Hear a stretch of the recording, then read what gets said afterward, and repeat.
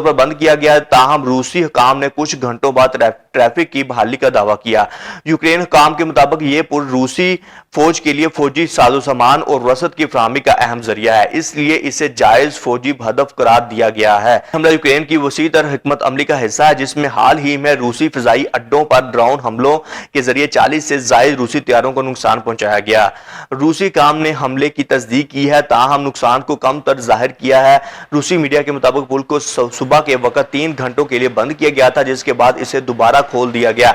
यह हमला इस वक्त हुआ जब इस्तांबुल में रूस और यूक्रेन के दरमियान मुज़ाकरात जारी थे, जो किसी ठोस नतीजे के बगैर खत्म हुए। यूक्रेन ने इस हमले के जरिए रूस को एक बार फिर फौजी और अलामती तौर पर चैलेंज किया है, जिससे जंग के तवील पकड़ने का खदशा बढ़ गया है कि दुनिया तीसरी वर्ल्ड वॉर की तरफ जा रही है। और उसके बाद यूक्रेन की हालिया कार्रवाइयां और रूस की फौजी तैयारियों के पेश नजर दोनों ममालिक के दरमियान कशीदगी में इजाफा हुआ। जेलेंस्की जो कि इनके प्रेसिडेंट है की जानब से अभी ये बंकर के अंदर छुपा हुआ है। ये जेलेंस्की तूफान से पहले की खामोशी का जिक्र इस बात की तरफ इशारा करता है कि एक बड़ा अस्करी तसादम करीब है। अब इस दूसरी तरफ इंटरनेशनल मीडिया इस चीज को भी रिपोर्ट कर रहा है कि बड़ा अटैक होने वाला है रशिया की जानब से, और जो रिप्लाई आएगा वो बहुत बड़ा होगा।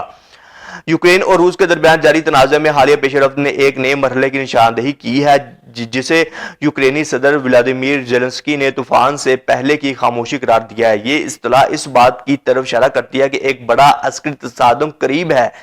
यूक्रेनी इंटेलिजेंस के मुताबिक रूस ने यूक्रेन की शुमाली सरहद खास तौर पर कोर्सिक के महाज पर तकरीबन 50,000 फौजी तैनात किए हैं। ये तैनाती सूमी इलाके पर मुमकिना हमले की तैयारी का इशारा देती है। रूसी फौज ने हाल ही में सोमी के करीब 4 देहात पर कब्जा किया है, जिससे यूक्रेन के लिए खतरा बढ़ गया है। नेटो के बारे में यूक्रेन नेटो का मुकम्मल रुकन नहीं है, लेकिन नेटो के साथ इसके करीबी ताल्लुकात हैं। रूस इसी वजह से यूक्रेन पर दबाव डाल रहा है कि ताकि वो नेटो में शामिल ना हो।